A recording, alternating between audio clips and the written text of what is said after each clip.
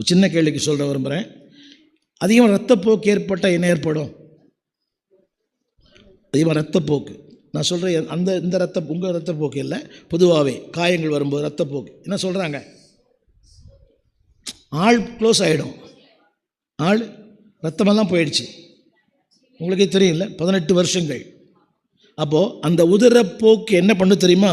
It makes இப்படி சொல்கிறாங்க, blood loss சொல்கிறாங்கல்ல, ரத்தம்லாம் போயிடுச்சுங்க.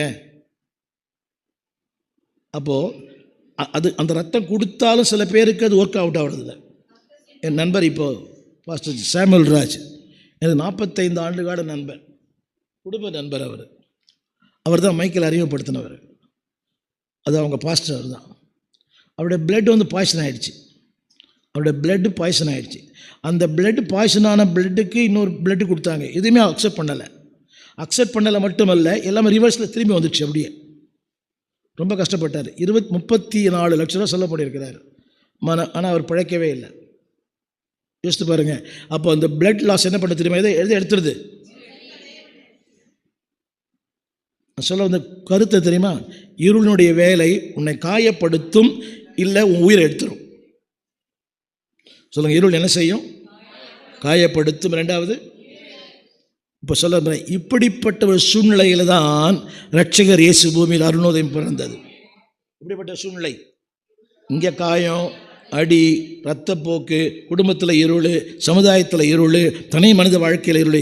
இப்படிப்பட்ட நேரத்தில் தான் உன்னதத்தில் அருணோதயம். லூக்கா சுவிசேஷம் 1ஆம் அதிகாரம். இப்போ படிங்க, புரியுதான்னு பாருங்கள்.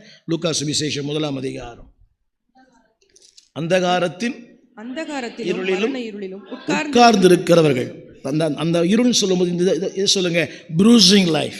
ப்ரூசிங், காயங்கள், ப்ளீடிங் லைஃப்.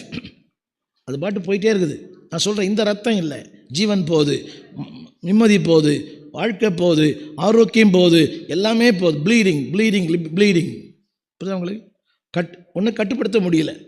என்ன சொல்கிற? ரத்தம் வந்த உடனே கட்டு போடு, ஐஸ் வை, அதை வை, இதை வை. மனுஷன் என்னெல்லாம் செய்ய முடியும் அத்தனை செஞ்சான். But still E last. நம்ம சொல்ல முடியும், இதை பண்ணுங்க, இதை பண்ணுங்க, அதை பண்ணுங்க, கல்லை வை, தலைமையில் வை, கையில் வை. புரியுதா? ஒரு 32 தடவை போயிட்டு வா. நம்ம தம்பி போயிருக்காரு, 32 தடவை போயிட்டு வந்தார். இன்னும் அப்படி தான் இருக்கிறார். நான் சொல்ல வந்த கருத்து, என்ன செஞ்சாலும் இதெல்லாம் மாறாது. காயங்கள் மாறாது. ரத்தப்போக்கு, நான் சொல்கிற ரத்தப்போக்கு, இந்த ரத்தப்போக்கு இல்லை, my loss of my life. என் ஜீவன் கொஞ்சம் கொஞ்சமாக போயிட்டே இருக்குது.